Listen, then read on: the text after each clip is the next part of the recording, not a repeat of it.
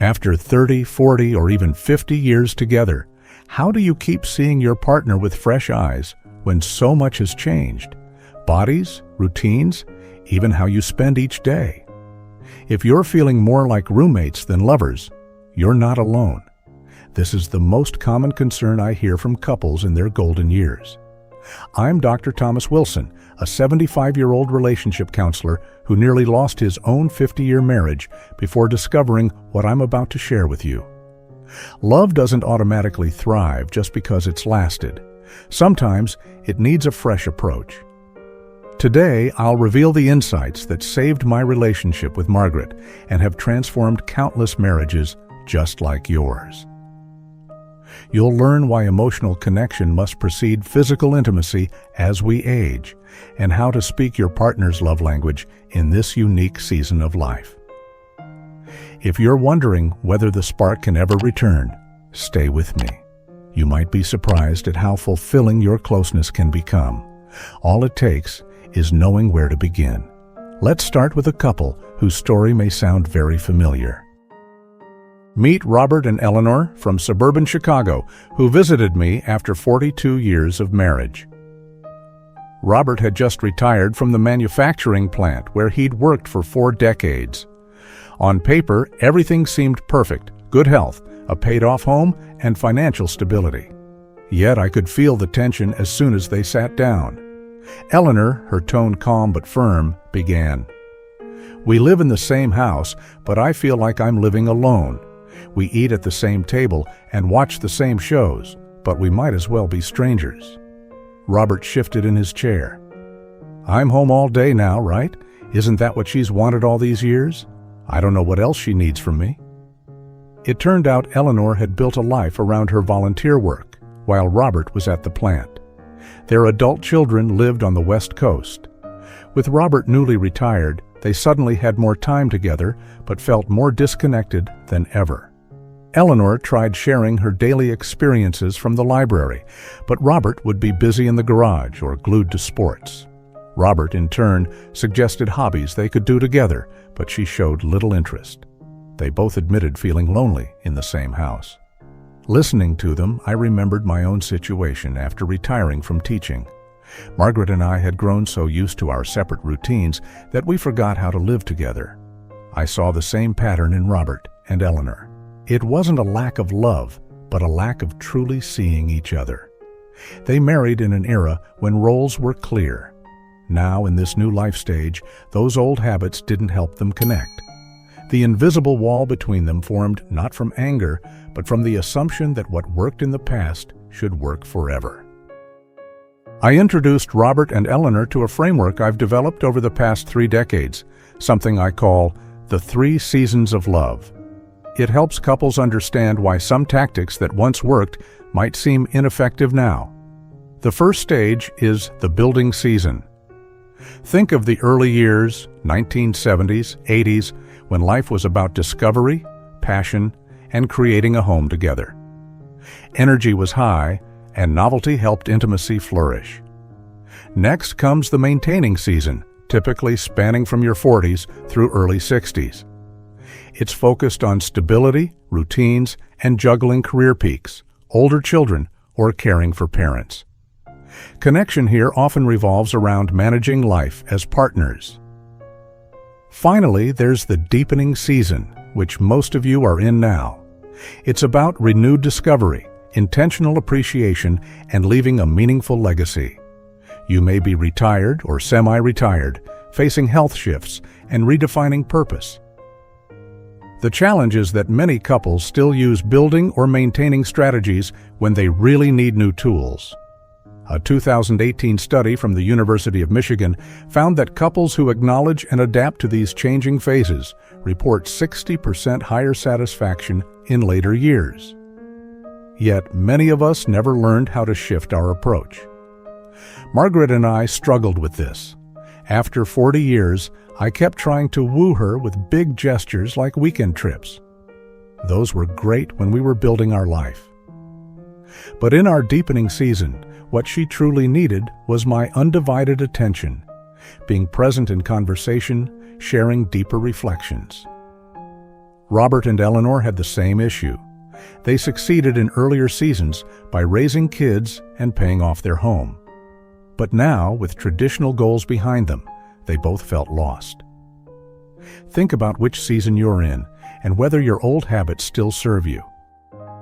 One thing I've learned is that for couples in the deepening season, emotional intimacy must come before physical intimacy. I call this connection before touch. Over decades of counseling, I've seen a pattern. Many men continue to show love by seeking physical closeness, whereas many women need emotional connection first.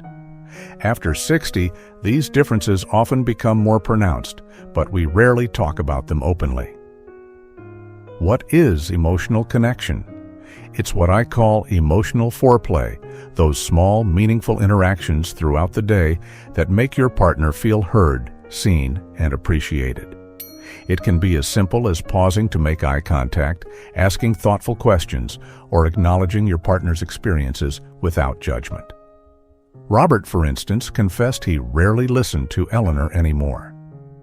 I hear her words, but start planning my response before she's even done. Eleanor admitted she'd done the same to him. This mutual inattention fueled their distance. Physical changes also matter. Eleanor had arthritis that made morning movements painful. Robert's blood pressure medication affected his physical response. Yet neither had voiced these concerns.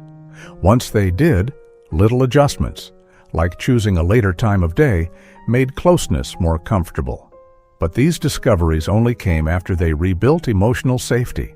Many retired couples face what I call too much togetherness. An entire day with minimal structure can cause friction. You don't need less time together, just more intentional time. Even something like television habits can cause distance. Robert loved sports, while Eleanor watched documentaries alone. Taking turns picking programs to watch together, then talking about them, became a simple way to reconnect.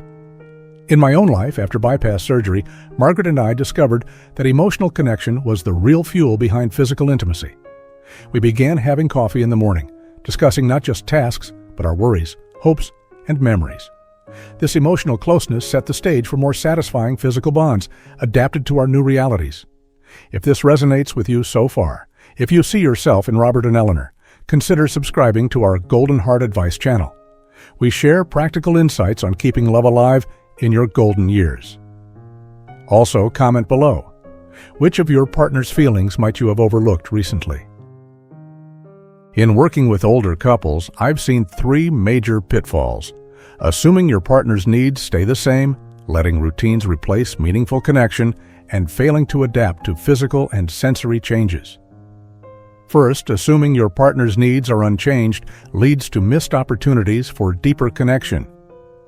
Eleanor cooked lavish meals because that used to delight Robert, but what he truly wanted in retirement was her attention for shared activities. She felt unappreciated, and he felt misunderstood. Second, letting routines rule can be disastrous. For years, Margaret and I spent evenings side by side, her with the TV, me with the newspaper, yet we might as well have been on different planets. Familiarity can breed complacency, which erodes real closeness. Lastly, ignoring physical or sensory changes can sabotage intimacy.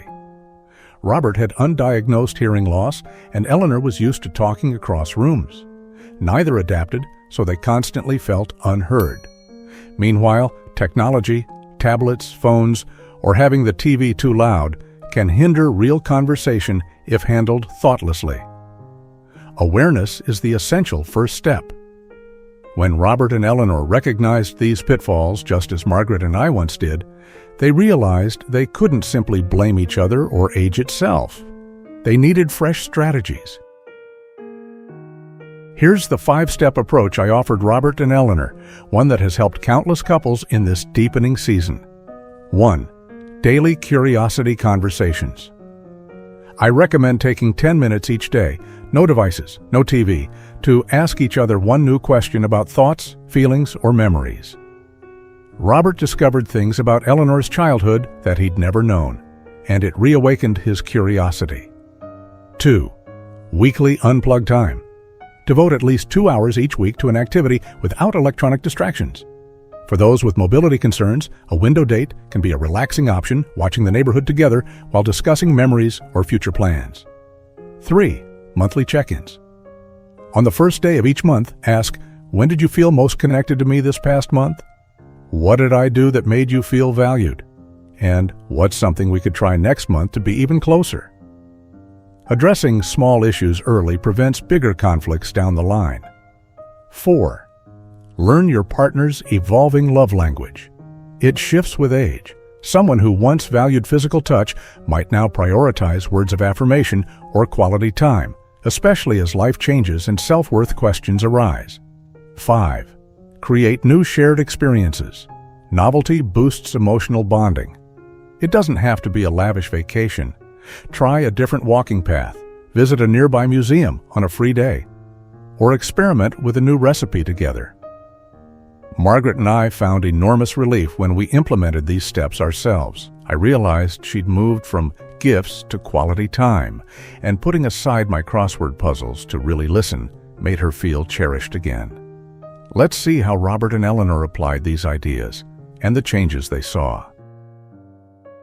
Robert and Eleanor started small, committing to 10 minutes of genuine conversation each morning. Early attempts felt awkward. They defaulted to schedules and chores. It took a few days to break that habit, but soon they were talking about deeper feelings and half-forgotten dreams. Robert struggled with sharing his emotions, having been raised to keep fears private. When he finally admitted he was terrified of becoming dependent in old age, Eleanor felt compassion instead of her usual frustration. Meanwhile, Eleanor had to trust Robert's new interest in her volunteer work, believing he truly wanted to hear her stories. Their biggest breakthrough happened one evening during a power outage. With no devices or lights, they talked by candlelight, reminiscing about old memories, discussing hopes for their remaining years, and revealing regrets they'd never voiced before. They later said that night rekindled the closeness they thought was gone forever. In just a few months, they established a weekly outing, sometimes just a short drive to a nearby park, sometimes a new exhibit at the local museum. They did monthly check-ins, which stopped little annoyances from turning into larger conflicts. Above all, they rediscovered the joy of truly seeing each other. James and William, another couple I counseled, faced a different challenge. James's Parkinson's forced them to adapt everyday tasks. They found that dedicating the morning, when James had the most energy, to meaningful conversation sustained their emotional bond. A simple ritual of sharing one memory, one hope, helped anchor them, even on difficult days. Despite the disease, they grew closer than ever. Patricia and Richard had a later life marriage and struggled with comparisons to their past spouses. By following the daily curiosity rule, they built an entirely new identity as a couple, beyond expectations carried over from prior marriages. Sharing family history nights let them bond by honoring each other's individual stories. What these couples and many others share is a decision to adapt instead of settling for disconnection. They started with small daily or weekly steps, valued emotional safety over routine, and embraced their partner's evolving needs. Even couples who've spent over 50 years together can rebuild closeness when vulnerability replaces defensiveness. At 75, I can say that the closeness Margaret and I share now is different from our early years, yet in many ways deeper. We've moved beyond superficial exchanges to a richer understanding of each other's needs, hopes, and fears. Growing older together is both a challenge and a privilege. While society often celebrates the excitement of new relationships, there's tremendous beauty in two people who've weathered life's storms side by side and still choose each other every day. Remember, it's never too late to discover each other again. Sometimes, the best chapter of your love story is the one you're about to write.